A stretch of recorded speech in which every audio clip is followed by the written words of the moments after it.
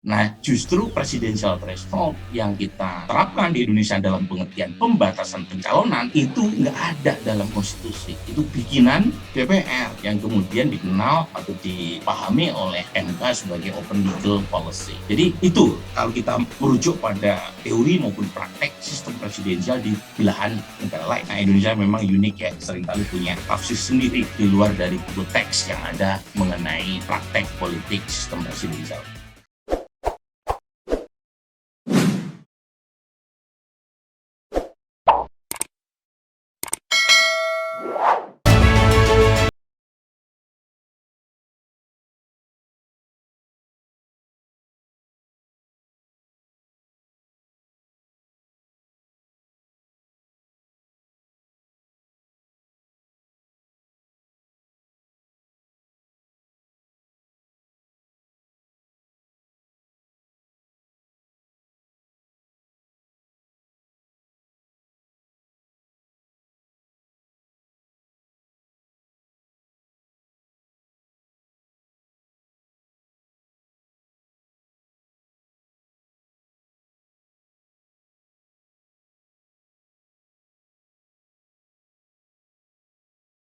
Assalamualaikum warahmatullahi wabarakatuh. Saya minta izin untuk menyampaikan bahan presentasi. Jadi ini sebenarnya bahan yang saya siapkan sewaktu ada konferensi internasional yang diadakan oleh ANU dan CSIS 2019 tahun 2019.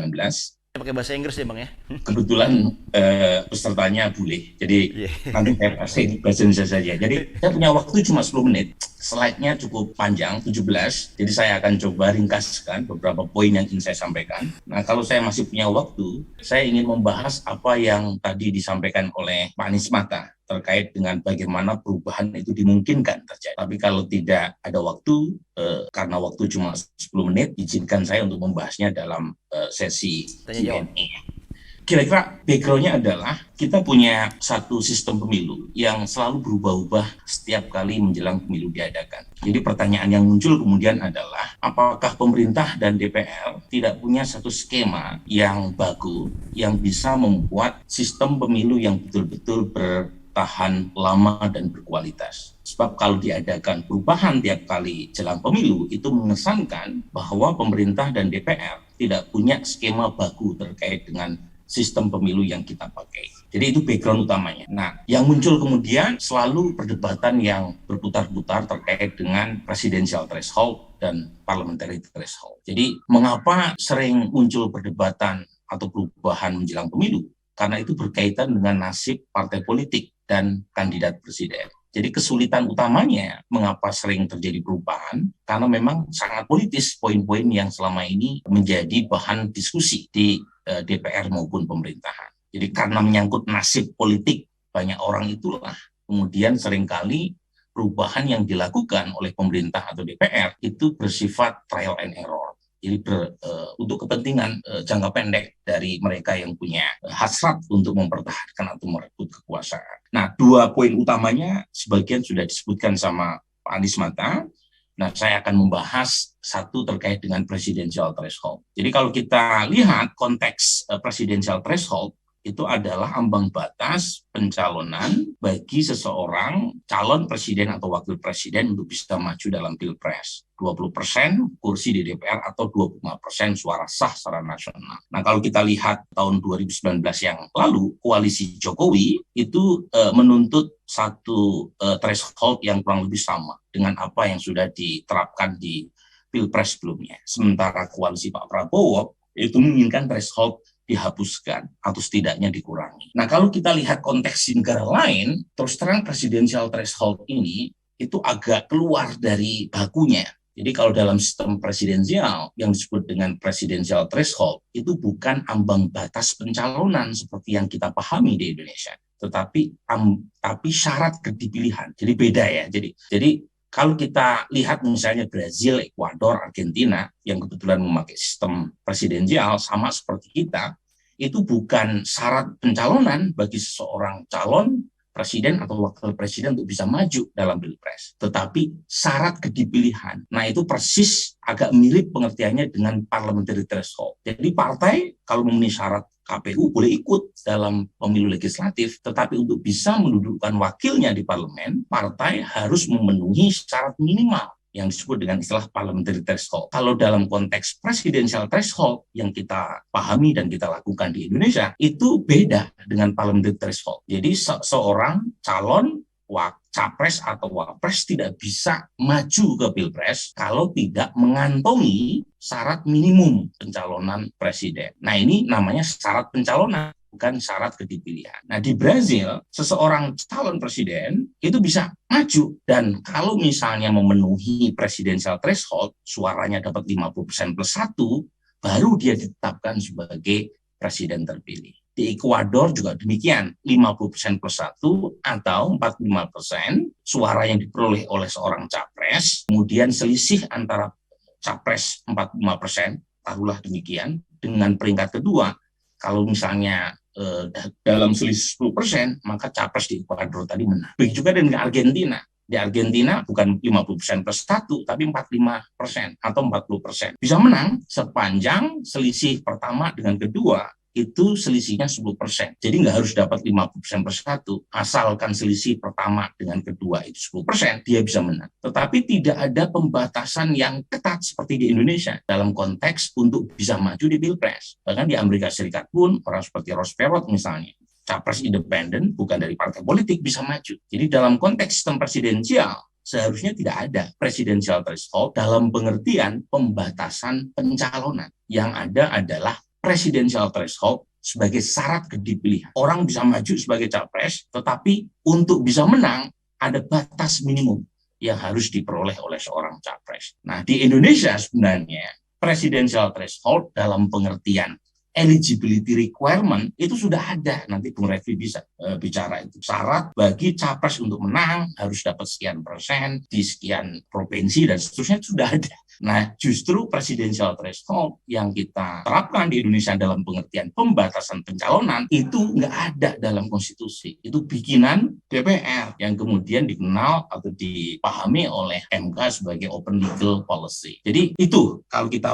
merujuk pada teori maupun praktek sistem presidensial di belahan negara lain. Nah, Indonesia memang unik ya, seringkali punya tafsir sendiri di luar dari buku teks yang ada mengenai praktek politik sistem presidensial ini. Nah, pertanyaan kemudian adalah apakah presidensial threshold itu bertentangan dengan sistem presidensial? Nah, itu ya pertanyaan yang patut untuk kita diskusikan. Nah, sebenarnya kalau kita lihat pengalaman di tempat lain, seperti yang tadi saya indikasikan, itu ada potensi bagi kita untuk mengatakan presidensial threshold dalam pengertian pembatasan pencalonan itu bertentangan dengan skema sistem presidensial. Karena namanya sistem presidensial itu two parallel structure. Jadi ada dual legitimacy. Presiden punya legitimasi, DPR punya legitimasi. Nah, kalau kemudian seorang calon presiden untuk maju harus mengantongi syarat dukungan dari DPR, itu artinya capres tersubordinasi oleh parlemen. Nah, itu tidak sesuai dengan sistem presidensial. Harusnya dua-duanya punya modal legitimasi yang sama, dan karenanya tidak harus mensubordinasikan dirinya ke dalam salah satu cabang kekuasaan. Jadi karena memang dari awal desainnya seperti itu. Memang punya akibat,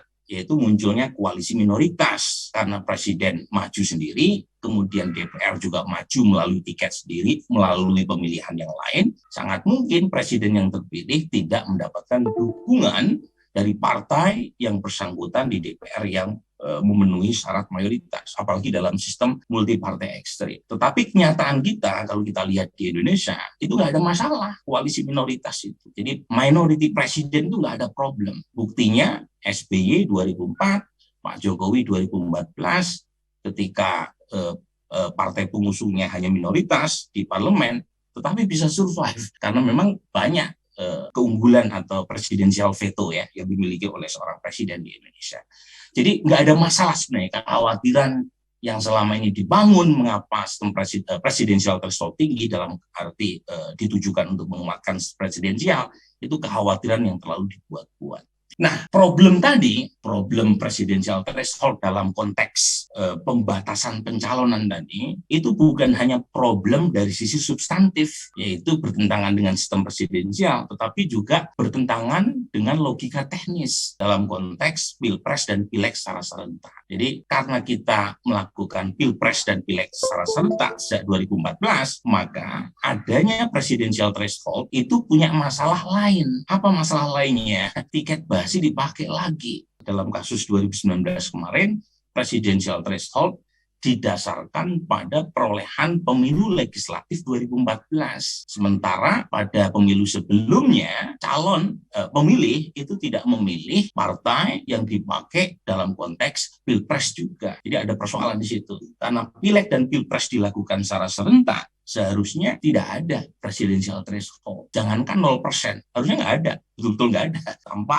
tanpa presidensial threshold apapun. Yang kedua, itu juga punya masalah terkait dengan prinsip keadilan. Ya, di 2019 kemarin ada 4 partai baru. Karena mereka belum punya suara di 2014, maka hak mereka itu ditiadakan atas nama undang-undang, sehingga mereka tidak punya hak untuk bisa mengusung calon presiden di 2019 karena sebagai partai baru mereka belum berlaga di pemilu sebelumnya. Nah, dalam konteks nanti 2024 Partai Gelora jadi korban pada klausul yang kedua ini karena belum ikut pemilu 2019, maka haknya untuk mengusung didasarkan pada perolehan pemilu sebelumnya itu tidak didapatkan oleh partai baru yang baru berlaga di 2024. Jadi implikasi dari presidensial threshold sudah sering didiskusikan banyak orang ya. Jadi karena threshold terlalu tinggi, maka terjadi fenomena kemungkinan munculnya calon presiden tunggal juga sangat besar. Jadi partai cenderung berkoalisi ketimbang berkompetisi. Nah ini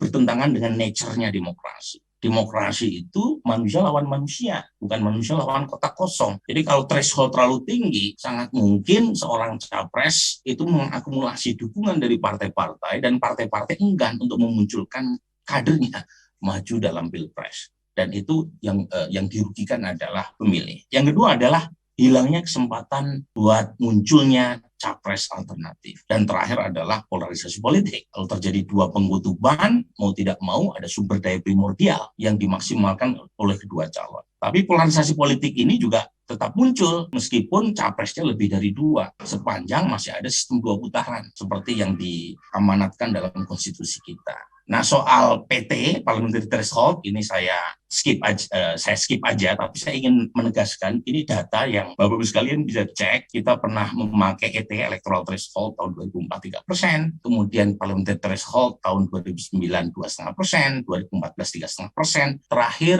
PT kita 4%. Tapi kalau kita cek data yang saya tampilkan di layar, itu terlihat sekali yang warna biru adalah partai peserta pemilu, ya, kemudian yang warna merah adalah jumlah partai yang mendapatkan kursi di DPR, baik yang melalui ET atau melalui PT. Jadi terlihat seiring dengan naiknya persentase parliamentary threshold itu tidak mengurangi fragmentasi politik di DPR. Jadi jumlah partai di DPR itu tetap tinggi sekitar 9 berdasarkan pemilu terakhir. Meskipun PT sudah dinaikkan menjadi 4%. Jadi yang terjadi adalah partai pemenang pemilu makin lama makin kecil kemenangannya. PDIP tahun 99 menang dengan perolehan 33%, sementara tahun 2019 dia menang cukup dengan perolehan 19%.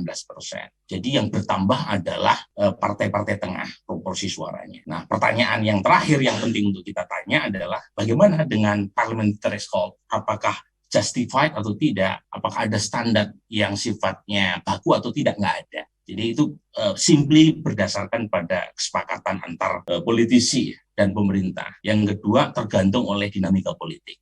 Coba cek nih datanya ya. Jadi secara umum sebenarnya parliamentary threshold itu tidak sekontroversial presidential threshold. Ya. Jadi argumen parliamentary threshold itu justified, tidak sekontroversial presidensial threshold dalam pengertian pembatasan. Coba cek di sini, jadi variatif sekali jumlah threshold ya.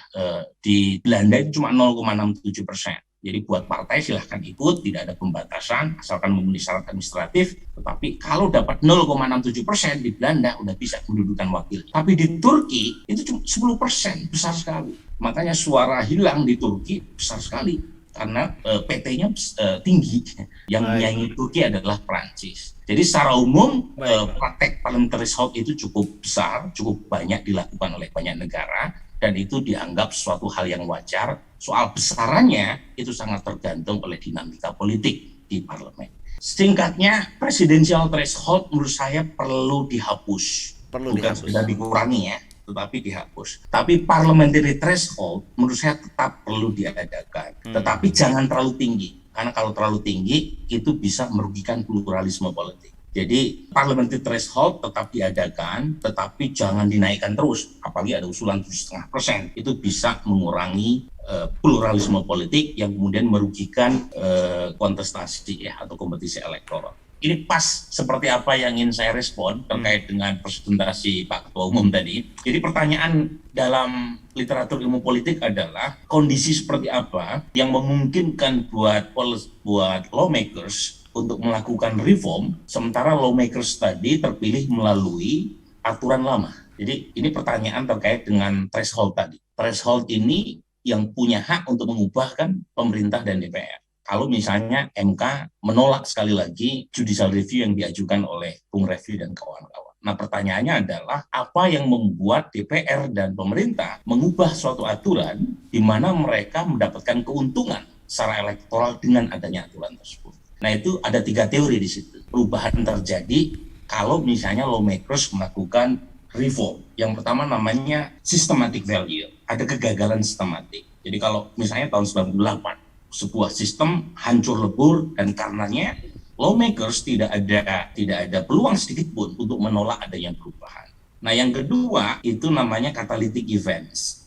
Ada peristiwa semacam krisis, misalnya kalau kasus di Jepang ada Sagawa skandal yang kemudian membuat pemerintah Jepang dan partai-partai melakukan reform terkait dengan donasi. Kemudian di Israel ada macam-macam tuh, ada krisis, kalau istilahnya Churchill, jangan biarkan krisis berlalu tanpa ada gunanya. Jadi, nah sayangnya catalytic event ini lewat itu. Kalau kita mengacu pada pengalaman 2019 kemarin, ada korban hampir 1.000 orang meninggal sebagai penyelenggara pemilu, tapi kita tidak mampu mengkapitalisasi itu untuk kepentingan melakukan reform. Buktinya, Pilpres dan Pileg tetap dilakukan secara serentak. Bahkan tahun 2024 nanti bukan hanya Pilpres secara serentak, pilkada pun diadakan di tahun yang sama. Jadi kebayang. Berapa banyak korban KPU nanti yang akan meninggal lagi, Bang, kalau begitu? Nah, dengan makanya ini harusnya kita bisa jadikan sebagai satu celah untuk melakukan perubahan, yaitu catalytic event itu. Tapi kalau misalnya 2 ini tidak bisa kita maksimalkan, berarti yang ketiga nih, kita mengharap perubahan preferensi incumbent, yaitu mereka yang ada di DPR 575. Jadi change preferences in incumbent. Nah pertanyaannya, gimana caranya mereka mau mengubah sikapnya terkait dengan threshold? Mau presidential threshold, mau parliamentary threshold. Nah terkait dengan perubahan di incumbent itu ada 2 hal yang sangat krusial. Dan ini saya kira relevan juga nih, dikaitkan dengan MK. Yang pertama adalah ada nggak yang disebut dengan istilah outcome motivation. Yang kedua, ada nggak yang disebut dengan istilah act motivation. Itu beda, itu 2 konsep yang berbeda. Yang pertama, outcome motivation itu, incumbent atau anggota DPR 575 orang itu merasa kalau ada perubahan termasuk presidential threshold atau parliamentary threshold, mereka akan mendapatkan keuntungan. Jadi, nah sekarang kaitannya dengan presidential threshold, bagaimana caranya meyakinkan anggota DPR dan para ketum itu, ketua partai, kalau misalnya presidential threshold dirubah, mereka bisa maju dan bisa mendapatkan kotel efek buat kepentingan partai mereka masing-masing. Tidak didominasi oleh 1-2 calon. Jadi better off under new rule. Itu yang disebut dengan istilah outcome motivation. Jadi kita harus yakinkan presidential threshold ini berguna buat kepentingan pragmatis semua partai, bukan hanya partai gelora gitu. Dan ada ketumnya yang sudah berada di pojok-pojok itu lebih mungkin mengena itu, Bang. Ya, kaitannya dengan Bung John tadi, kalau misalnya 20-25%, kemungkinan yang dapat tiket cuma 2, paling banyak 3 partai, 3 calon, dan 2 atau 3 paslon tadi kemungkinan besar all president man. Nah kalau misalnya diturunkan, syukur-syukur dihapus. Posisi saya dihapus, bukan hanya 0%, persis kayak Bung Refli. Semua orang asalkan didukung oleh partai politik dan itu sesuai dengan konstitusi bisa maju. Dan karenanya para incumbent tadi, lawmakers tadi diuntungkan juga oleh adanya perubahan threshold. Nah yang kedua yang disebut dengan istilah act motivation. motivasi tindakan. Jadi kalau anggota DPR mau mengubah, itu ada motivasi elektoralnya. Bukan hanya untuk kepentingan dirinya yang diuntungkan, tetapi mungkin meningkatkan popularitas di mata publik. Nah, survei saya bulan Februari itu yang mendukung calon lebih banyak, calon presiden lebih banyak, dan karenanya threshold harus dikurangi, itu memang mayoritas, tetapi nggak tinggi-tinggi banget, 57% setuju threshold dihapus. Mayoritas memang, tetapi tidak tinggi banget. Dugaan saya, publik secara umum itu masih kesulitan untuk mencerna kompleksitas apa itu threshold. Jadi perlu orang kayak Babe Haikal untuk kampanye lebih down to earth ya, menjelaskan ini apa barang. Karena kalau misalnya mereka yang setuju threshold itu dihapus, misalnya sampai 90%, itu MK pun mikir itu untuk menolak gugatan Bung Refli. Kalau sekarang kan yang setuju dihapus baru 57%. Banyak yang menjawab nggak tahu, karena ini barang terlalu kompleks untuk masyarakat yang dihadapkan pada keperluan subsisten tiap harinya. Jadi perlu dibahasakan dengan bahasa yang lebih mudah, sehingga masyarakat, dan dikaitkan dengan kepentingan masyarakat, sehingga masyarakat tahu apa sih pentingnya Pilpres dan Pileg dipisahkan misalnya. Ini kan krusial nih. Kita pakai sistem presidensial, Pileg, Pilpres disatukan. Dan itu membuat the death of political parties. Itu kematian pelan-pelan tuh buat partai politik. Karena suara partai akhirnya digantungkan oleh suara capres. Iya, diserap semua oleh capres. Batas, gitu. Jadi dalam konteks sistem presidensial, dua-duanya punya legitimasi yang berbeda. Kenapa harus disatukan? Persis yang Bung Refli tadi sampaikan. Yang kedua, soal presidensial threshold tadi harus disampaikan dengan bahasa yang mudah dipahami oleh publik. Nah, sepertinya, ini kembali ke Bung John, elit partai termasuk elit istana itu pede ketika Omnibus Law saja tidak mampu menarik demo secara masif, sudah masif tapi tidak semasif seperti yang dibayangkan oleh banyak orang. Sementara Omnibus Law itu berkaitan dengan kehidupan yang banyak dirasakan oleh publik, apalagi isu seelitis presidensial threshold. Ini yang kemudian mengurangi apa yang disebut dengan istilah act motivation. Jadi akhirnya banyak itu teman-teman saya di Komisi 2 yang secara pribadi itu setuju sama argumen saya, kemudian ngapain, toh publik juga nggak terlalu menuntut keras seperti yang mereka duga. Untuk isu yang sepanas Omnibus Law saja demonya cuma bertahan sekian lama, tidak sampai, apalagi isu presidensial threshold